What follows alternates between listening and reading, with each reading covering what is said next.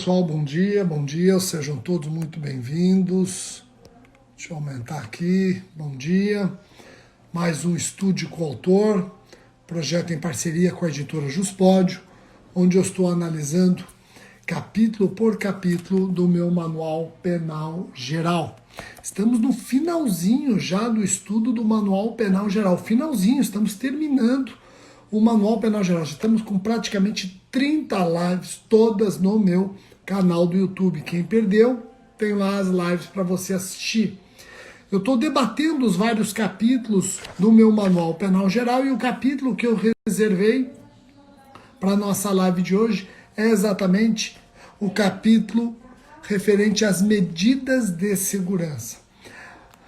Quem está acompanhando com a edição 2020, eu estou na página 643, tá bom? 643. Terminando o penal geral, aí eu já faço o estude com o autor, porém da parte especial, tá joia? E eu sempre alerto no final da live, do meio-dia até as 2 da tarde, este livro, Penal Geral, estará com preço especial na editora Juspódio. É só você ficar atento ali nas minhas redes sociais que eu vou colocar o código de desconto, tá bom? Então, sem maiores delongas, hoje dia das crianças, feriado, eu vou analisar medidas de segurança e depois já vamos curtir esse dia. Vamos lá, eu vou desativar os comentários, como sempre faço. Tá aqui, ó, desativei os comentários. E vamos começar medidas de segurança. Bom, como eu alertei, eu estou na página 643 do meu manual. E eu começo no tópico 1 falando do conceito, fundamentos e finalidades das medidas de segurança. Então vamos lá. Primeira coisa, qual é o conceito de medida de segurança? Quando alguém te perguntar medida de segurança, primeira coisa que você tem que lembrar, espécie de resposta estatal. Diante da violação de uma norma penal, o Estado pode responder de duas maneiras. Pode responder com pena, como ele pode responder com medida de segurança. São as duas espécies de sanção penal. Sanção penal, pena. Sanção penal, medida de segurança. Rogério, pena nós já estudamos. E o que vem a ser medida de segurança? A medida de segurança é mais um instrumento ao lado da pena, utilizado pelo Estado na resposta à violação da norma penal incriminadora, pressupondo, no entanto, agente não imputável. Então eu tenho duas formas de responder à violação da norma penal incriminadora: pena e medida de segurança. São dois instrumentos de correção. São dois instrumentos de resposta do Estado àquele que viola a norma penal incriminadora. A medida de segurança tem um detalhe. Ela é a resposta estatal endereçada ao agente não imputável, não inteiramente capaz de entender o caráter ilícito do fato ou de determinar-se de acordo com esse entendimento. Rogério, qual é a finalidade da medida de segurança? Quando nós estudamos a pena, nós vimos que a pena tem 3 finalidades. A pena é polifuncional. Eu usei essa expressão com vocês. A pena é polifuncional. Tem finalidade de prevenção, retribuição e ressocialização. E a medida de segurança? A medida de segurança, diferentemente da pena, é essencialmente preventiva. A medida de segurança, ela quer curar o agente. Ela tem um fundamento curativo. Ela quer curar para que não haja a reincidência, para que o agente não volte a delinquir, para que o agente não imputável não volte a delinquir. Rogério, está certo dizer que a medida de segurança só tem finalidade preventiva? Não, eu não gosto. Eu costumo dizer que a medida de segurança tem finalidade essencialmente preventiva, mas nós não podemos negar, ainda que no menor grau, o caráter retributivo. Então ela é essencialmente preventiva, mas nós não podemos ignorar, ainda que no menor grau, o seu caráter retributivo. Eu faço aqui, inclusive, uma tabela na página 644, comparando pena e medida de segurança. Eu comparo pena e medida de segurança. Então aqui eu estou dizendo que a pena tem finalidade de prevenção, retribuição e ressocialização. A pena está de olho no passado, ela se preocupa com o fato concreto cometido pelo agente e trabalha com o conceito de culpabilidade do agente. Já a medida de segurança, ela é essencialmente preventiva, ela não está tão preocupada com o passado, ela está muito mais preocupada com o futuro. Ela quer inibir novo fato abstrato a ser praticado pelo agente. Então, ela não trabalha com culpabilidade, reprovabilidade do que se fez, ela trabalha com periculosidade. O perigo que aquele agente representa para a sociedade. Tudo isso que eu falei está nessa tabela aqui, ó. Pena tem finalidade preventiva, retributiva, ressocializadora. Ela se volta para o passado, o fato cometido, e trabalha com culpabilidade. A medida de segurança é essencialmente preventiva. Está mais preocupada com o futuro. Ela quer inibir a reincidência. E ela não trabalha com predicados de culpabilidade, mas sim periculosidade do agente. Rogério, quais os princípios informadores da medida de segurança? Olha o que eu vou falar, ó. Em princípio, nós estamos aqui diante dos mesmos princípios informadores da pena. Os princípios informadores da pena são também os princípios informadores da medida de segurança. Mas eu sou obrigado a fazer duas observações. Primeira observação. Princípio da legalidade. Pô, o artigo 1º do Código Penal diz que não há crime sem lei anterior que o defina, não há pena sem prévia combinação legal. O artigo 1º não fala não há medida de segurança sem prévia combinação legal. Será que a medida de segurança também está orientada pelo princípio da legalidade? Sim, é o que prevalece. Francisco de Assis Toledo tem um livro muito bom, falecido ministro do STJ, um livro que não foi mais editado, chama Princípios Básicos do Direito Penal. Francisco de Assis Toledo defendia que a medida de segurança não estava orientada pelo princípio da legalidade, já que medida de segurança não é pena, a medida de segurança não tem finalidade punitiva. A medida de segurança tem finalidade curativa e o remédio não tem que ter essas amarras, não pode estar adstrito ao princípio da legalidade. Outras normas, não necessariamente lei, podem trabalhar medida de segurança. A tese de Francisco Assis Toledo não vingou. Sabe por que não vingou? Por conta de um alerta que eu fiz. A medida de segurança eu não tenho dúvida de que é essencialmente curativa, mas não é somente curativa. Ela tem ainda aqui no menor grau um caráter aflitivo, retributivo. E se ela tem no menor grau um caráter retributivo, aflitivo, também deve observar o princípio da legalidade. O artigo 1º, quando você lê, não há pena sem prévia combinação legal, na verdade tem que ser lido, não há sanção penal sem prévia combinação legal. Não há sanção penal, não há pena ou medida de segurança. Não só a pena, mas também a medida de segurança está orientada pelo princípio da legalidade. O outro princípio que eu gostaria de conversar com vocês, esse princípio é interessante, ele foi até debatido recentemente pelo STJ, no último informativo do STJ tem esse debate.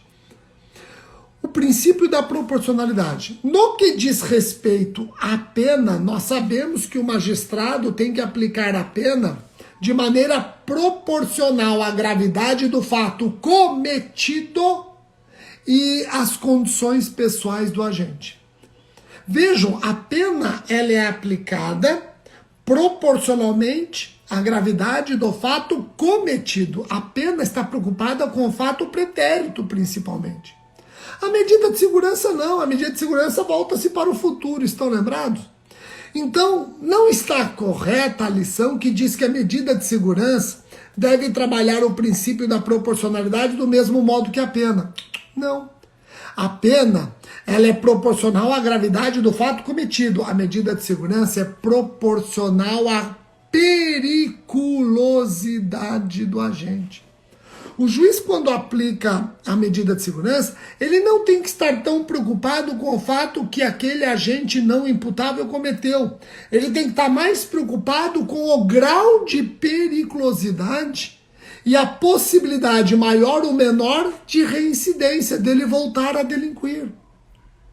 Eu já me deparei com magistrados aplicando medida de segurança e nessa aplicação ele ficar de olho no fato que o agente não imputável cometeu. Ele fica fissurado no fato pretérito. Está errado. O juiz, você tem que ficar mais preocupado com o grau de periculosidade. Não se descarta que o autor de um furto, agente não imputável, tenha uma medida de segurança mais duradoura do que o autor de um roubo, também não imputável. Por quê? Porque pode ficar demonstrado que o autor do furto, ele tem um grau de periculosidade maior do que o autor de um roubo. O fato pretérito não é 100% indicativo de grau de periculosidade. Nós vamos precisar da perícia. Se a perícia disser que o agente do furto é mais perigoso, tem mais chances de rescindir do que o agente do roubo, a medida de segurança desse deve perdurar mais. Compreenderam? Então a medida de segurança, ela varia não conforme o grau, a gravidade do fato cometido, mas muito mais de acordo com o grau de periculosidade do agente. Então o enfoque da proporcionalidade muda. No mais, os princípios são idênticos.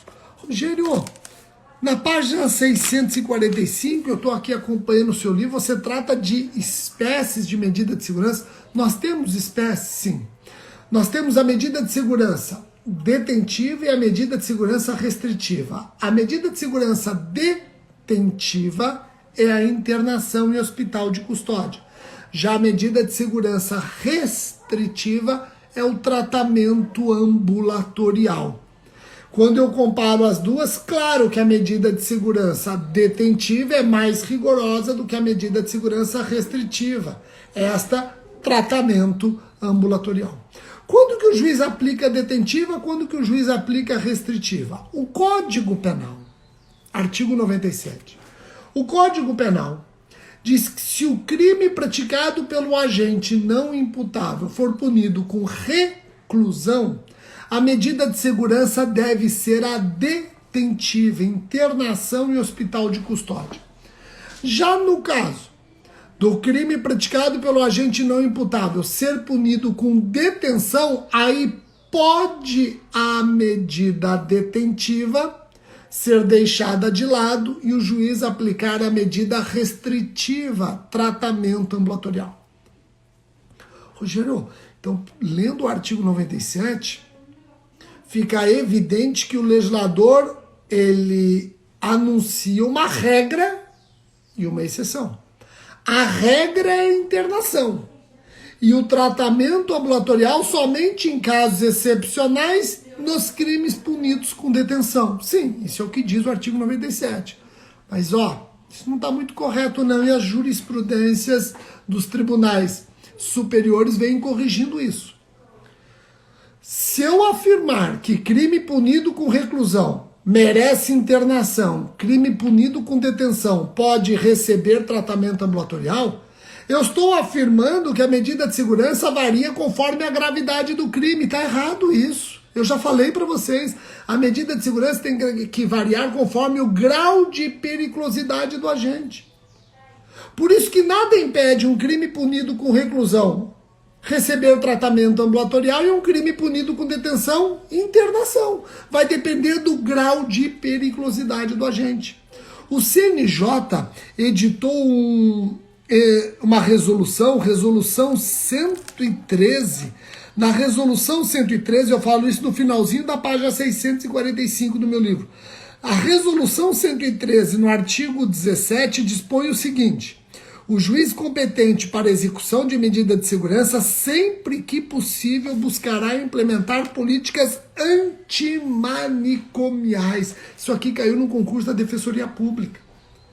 Então, a resolução 113 do CNJ, contrariando o artigo 97 do Código Penal, diz o seguinte, ó, a regra não é a política manicomial. A regra é a política antimanicomial. Sempre que possível, deve-se evitar a internação em hospital para tratamento psiquiátrico. Sempre que possível, deve-se preferir o tratamento ambulatorial. Então, guardem isso. Já foi dissertação da Defensoria Pública.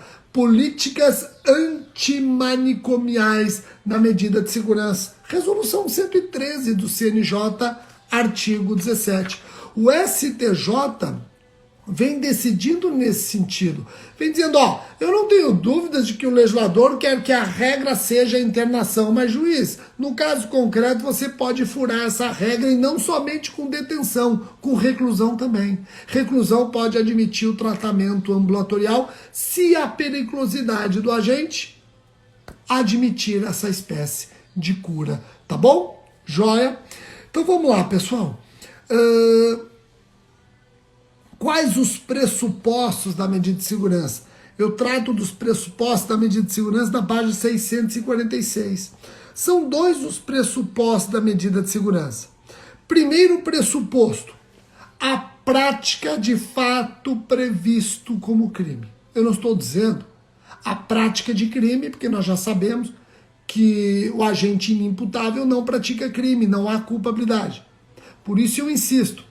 O primeiro pressuposto é a prática de fato previsto como crime. Cuidado na hora de você redigir sua prova. Você vai e coloca, primeiro pressuposto, a prática de um crime. Não, o inimputável não pratica crime. O inimputável não pratica crime. Então é melhor você colocar o seguinte na sua prova. A prática de um fato previsto como crime. Fato tipicamente penal, fato típico e ilícito. Mas não há culpabilidade, não se esqueça disso.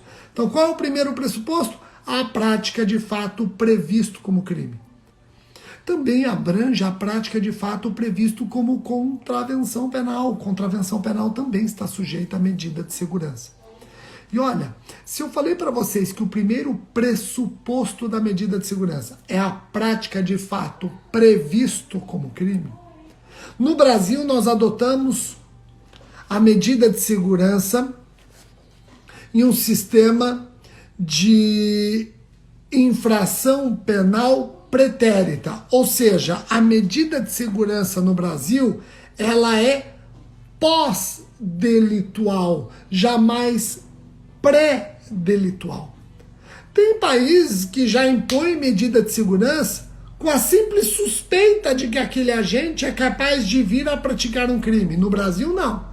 Não existe medida de segurança pré-delitual. No Brasil, a medida de segurança é sempre pós-delitual. Pressupõe a prática de infração penal. Ou pressupõe a prática de fato previsto como infração penal.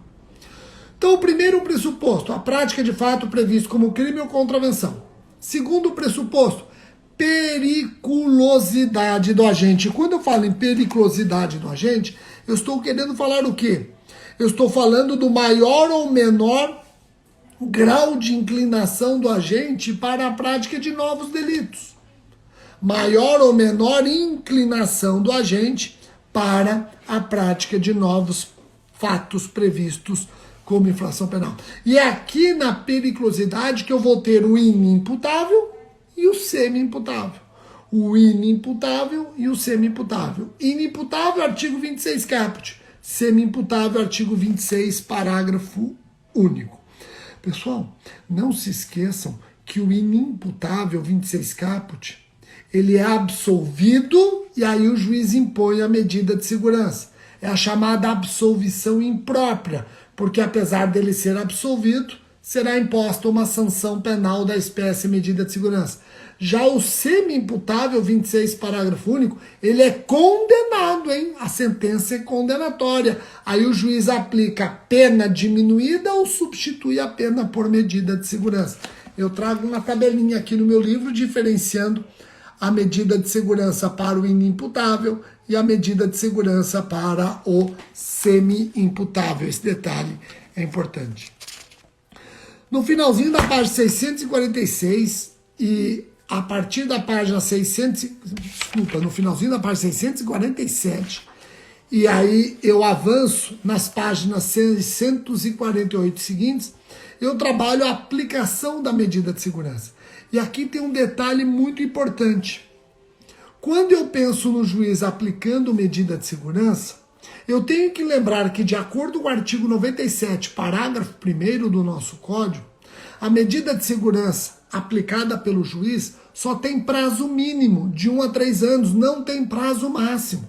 O juiz impõe medida de segurança para o Rogério e diz qual é o prazo mínimo dessa medida de segurança, que varia de 1 a 3 anos. Esse prazo mínimo existe para que seja realizado o primeiro exame capaz de constatar ou não a cessação da periculosidade. Medida de segurança, de acordo com o Código Penal, só tem prazo mínimo.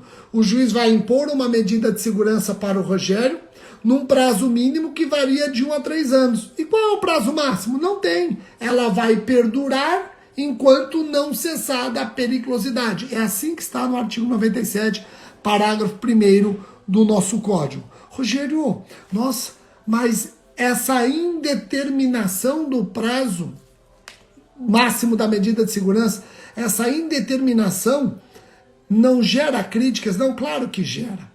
Tanto que os tribunais superiores STJ e STF já falam a mesma língua, qual seja, é inconstitucional o prazo indeterminado